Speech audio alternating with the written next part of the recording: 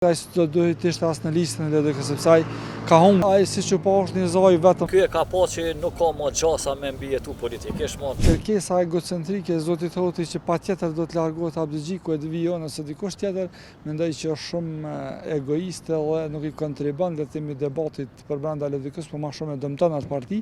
Dhe kësaj mendoj që ai është personi më jo kredibil me kërku këtë gjë sepse në vitin 2021 kur ai ka qenë mandator për kryeminist, LDK-ja ka pas humbjen më të madhe. Dhe nëse shikojmë në këtë sens siç po kërkon ai sot me pas domon llogari ndaj Abdixhikut, ai do duhet të ishte as në listën e LDK sepse ai ka humbur. Unë mendoj që është më tepër i keq përdorur në disa grupeve që janë LDK se kanë mbetur le të themi janë kështu të atakuar nga kjo reforma që ka bërë kryetari i LDK-s, dhe natyrisht që kjo i pengon disa struktura, por ai siç u pa është një zoj vetëm sepse askush nga nënkretarët e partisë, kryetarët e degëve të LDK-s nuk e mbështeti dhe kjo më tepër ka qenë se një farë lloj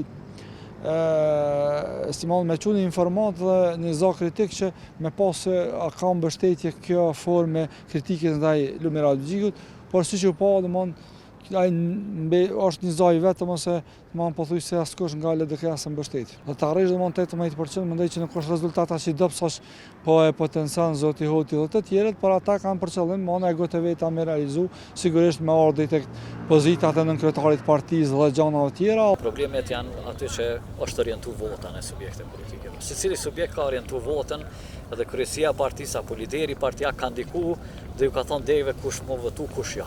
Edhe ky e ka pa që nuk ka më gjasa me mbijetu politikisht më në çfarë farë ambienti, çfarë është kriju politik në LDK dhe ka kërkuar ndryshime në leadership. Në kryesi është vlerësuese Lidhja Demokratike e Kosovës, përkundër asaj që është partia e tretë në skenën politike, për ndallim nga zgjedhjet e kaluara ka pasur një ngritje të konsiderueshme fal punës dhe angazhimit të leadershipit dhe besimit të qytetarëve që kanë treguar për politikat dhe programin e Lidhjes Demokratike të Kosovës.